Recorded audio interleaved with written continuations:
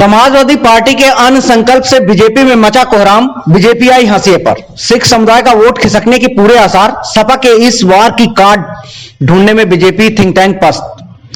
लखीमपुर में किसानों पर ढाई गई बर्बरता की गूंज विश्वभर में गूंजने से बीजेपी की जो थूथू हुई थी, उसकी भरपाई के लिए केंद्र सरकार ने तीनों कृषि कानूनों को वापस लेकर एक नाकाम कोशिश जरूर की थी, मगर आज समाजवादी पार्टी ने जो चाल चली उससे बीजेपी के शीर्ष नेताओं के माथे पर बल पड़ गए। सपा सुप्रीमो ने आज अपने प्रदेश कार्यालय पर अन्न संकल्प का आयोजन किया, जिसमें लखीमपुर कांड में घायल हुए किसान तेजिंदर बिंद को पार्टी में शामिल करके एक बार फिर लखीमपुर किसान बर्बरता कांड की यादें ताजा कर दी। तेजिंदर बिंद को पार्टी अपने टिकट से चुनाव भी लड़वाने जा रही है, जिससे बीजेपी का सिख और जाट वोट बैंक का खिसकना तय माना जा रहा है। ऐसे प्रदेश की बीजेपी सरकार में एकमात्र सिख मंत्री बलदेव ओलख को एक फिर से बीजेपी ने टिकट देकर सिख समुदाय के वोट को साधने की कोशिश जरूर की है, जबकि सपा के आज के अन्न संकल्प कार्यक्रम के जरिए तेजिंदर बिंद को पार्टी की शपथ दिलाने के साथ ही अखिलेश यादव, राजेंद्र चौधरी, प्रदेश अध्यक्ष नरेश उत्तम पटेल ने भी इस कार्यक्रम में बीजेपी को सत्ता से उखाड़ फेंकने की शपथ ली है। प्राइम टाइम न्यूज लखनऊ हुई है। हमारे साथ आज तेजिंदर बिर्क हैं हमारे साथ, जिनका परिचय पहले भी है आपसे हमसे, और जिस समय लखीमपुर में घटना घटी थी आपने इन्हें देखा होगा। कोशिश थी कि इन्हीं को कुचल दिया जाए। भगवान की कृपा थी कि इनकी जान बच गई। इनके ऊपर जो उस समय गाड़ी चढ़ाना चाहते थे, चोट तो इनको बहुत लगी, और जब लोगों ने इन्हें देखा नीचे पड़े हैं तो लोग पहचान भी नहीं पा रहे थे। वहाँ के किसान लोगों ने, नेताओं ने इन्हें तुरंत लखीमपुर में भेजने का काम किया इलाज के लिए। उसी समय मुझे जानकारी हुई कि तेजिंदर बिर्क के साथ ऐसी घटना घट गई है और कुछ किसानों की कुचलने से जान चली गई है। घटना बड़ी है। मैंने उसी समय अपनी पार्टी के नेताओं को फ़ोन किया कि क्या घटना हुई है। तब जानकारी मिली कि तेजिंदर बिर्क अस्पताल में है। मैंने कहा कि तुरंत मेरी बात कराओ। वो अस्पताल पहुंचा हमारी पार्टी का नेता।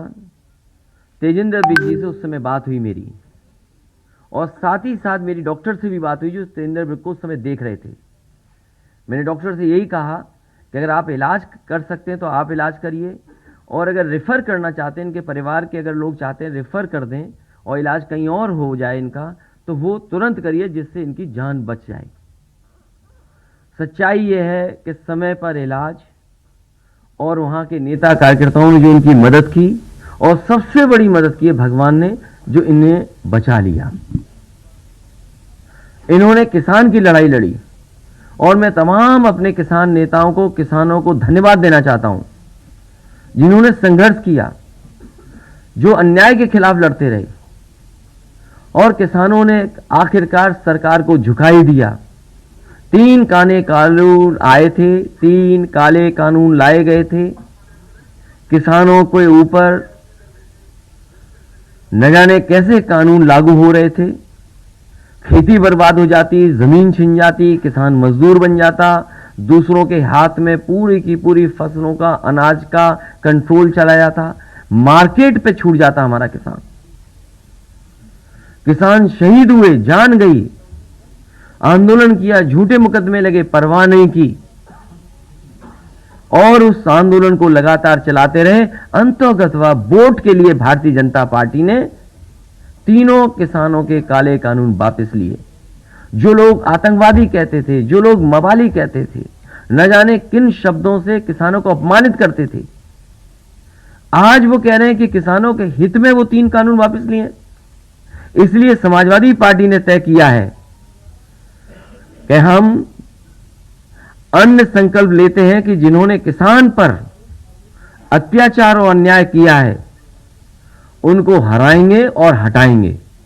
इसके लिए मैं कहूंगा कि तेजिंदर बिर्क जी हमें संकल्प दिलाएं, और तेजिंदर बिर्क के साथ साथ हम अपनी पार्टी के नेता कार्यकर्ता किसान भाइयों से कहेंगे कि संकल्प लें, अन्न संकल्प लें और भारतीय जनता पार्टी को हराएं और हटाएं।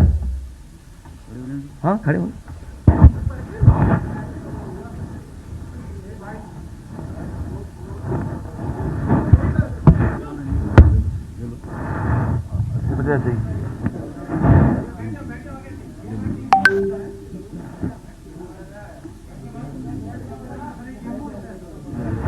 अनाज, गेहूं और चावल आप भी ले सकते हैं।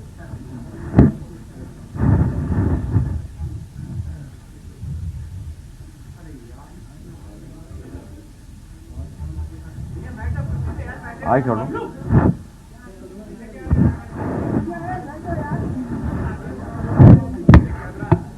हम सभी लोग संकल्प लेते हैं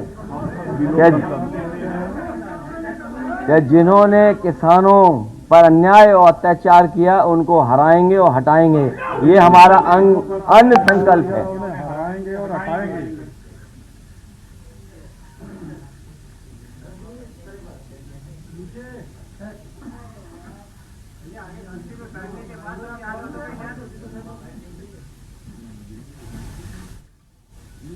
जय जवान, जय किसान। श्री अकाल।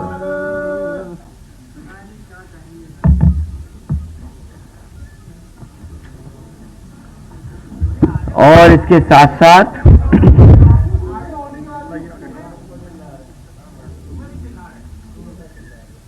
हम अपने पत्रकार साथियों से भी कहेंगे बाद में चुपचाप आप भी लेना संकल्प। इसके साथ साथ समाजवादी पार्टी का मैनिफेस्टो तो आएगा,